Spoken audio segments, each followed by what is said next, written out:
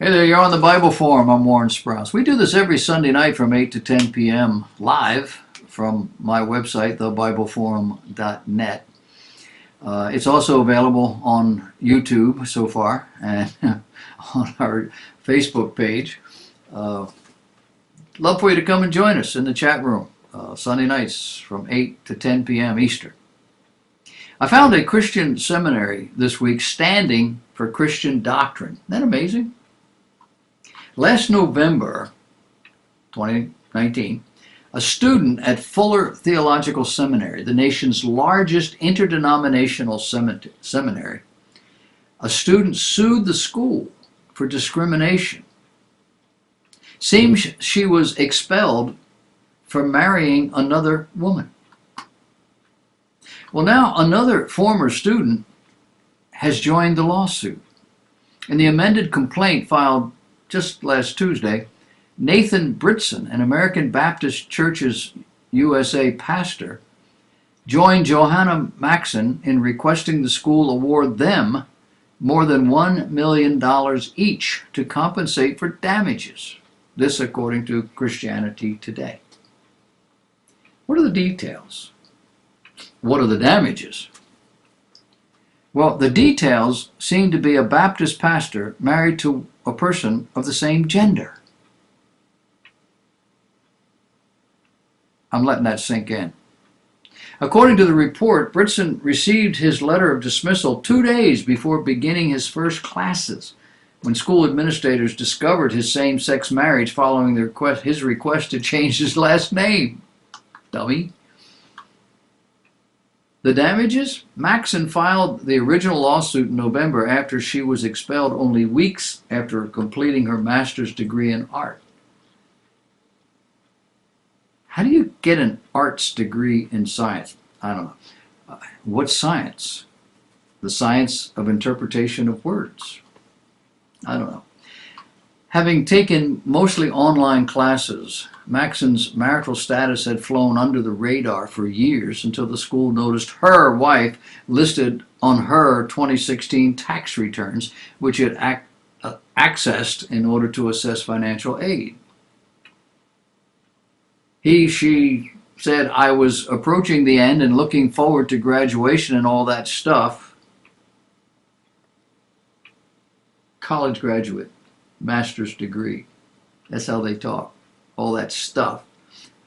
She told NBC News, to have that taken away unexpectedly, I was really a good student. I was devastated by it.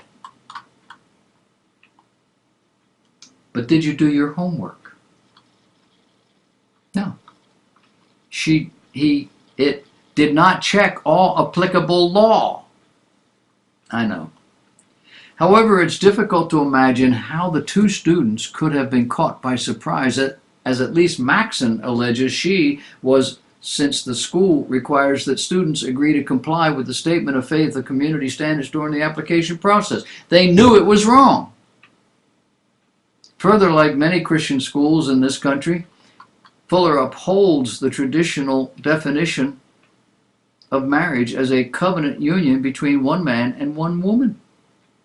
Does this in its sexual standards policy and believes, quote, homosexual forms of explicit sexual conduct to be inconsistent with the teaching of Scripture, end of quote. They didn't read the literature that came with their application and whatever? Apparently not. Or they did, and they didn't care. In this culture, all you have to do is push your point, and everybody folds their tent because the lawsuits go on forever. So, what are the attorneys arguing? Paul Southwick, an attorney representing Maxon and Britson, is arguing that Fuller is required to comply with Title IX, which bars federally funded educational programs from discriminating based on sex. It really means gender, but never mind. And that religiously affiliated schools are often granted exceptions from the Title IX regulations in order to accommodate for religious freedom. Southwick said it's a very important case at this time in our nation's history. This case should set an important legal precedent that if an educational institution receives federal funding, even if it's religiously affiliated and guarded under the exception, even if it's a seminary, that it's required to comply with Title IX prohibitions. According to Christianity Today, Fuller's attorneys have 2 weeks to respond to the lawsuit and are expected to ask that the court dismiss the case. Fuller is based in Pasadena, California, but offers classes online at a Texas satellite campus. Now, all of this smacks of accommodation, a Christian college in bed with a federal government oriented away from God. How? Well, the government doesn't care if students are thumbing their nose at God. And students actively oriented away from God? Are we living in an age of insanity? Or simply lunacy? Millions of people, Americans among them, believe we're all going to die in about 10 years because of global warming. The same number, perhaps more, believe men can have babies. If you tell them they're wrong, you're the bigot. You're the homophobe. You're probably an idiot. Today, a human baby that's born alive isn't really alive. Not until the mother decides she wants to keep it. She can have it killed if she doesn't want it. Now, I know, I realize those laws have been backed down off of, but we did that for several decades. Also, the earth is flat, and so are the sun and the moon. Gravity isn't real, and satellites don't exist. It's all about thought, a thought experiment. We live with the idea that all vaccines are safe because somebody on the news said so.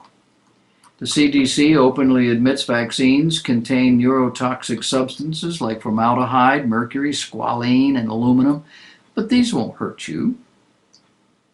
And food isn't medicine. The real medicine can only be acquired from pharmacies. And all white-skinned people are evil, and the only experts in the world are children. For example, the left thinks a 16-year-old girl whose mother claims she can literally see carbon dioxide, an invisible gas, is now a more credible expert than a 30-year scientist and expert in atmospheric chemistry. That little girl? Greta Thunberg. Her mother, a Swedish opera singer and far-left activist, supports Antifa, a violence-prone group demonstrating against fascism. The mother was photographed wearing one of their t-shirts, but insists she does not support any form of violence. Their primary goal is to stop neo-Nazis and white supremacists from gaining a platform, rather than to promote a specific Antifa agenda. The Antifa groups are decidedly anti-racist, anti-sexist, anti-homophobia, but also by and large socially leftist and anti-capitalist. This same little girl has been diagnosed with obsessive compulsive disorder and can see what other people cannot. Mom's book, titled Scenes from the Heart, Our Life for the Climate, end of quote. And finally, the world as we know it is sustainable and normal. Nothing's going to collapse. Why? Well, because that's unimaginable. From endless government debt to the balance of power among nations. And you know what? Most of these people actually vote.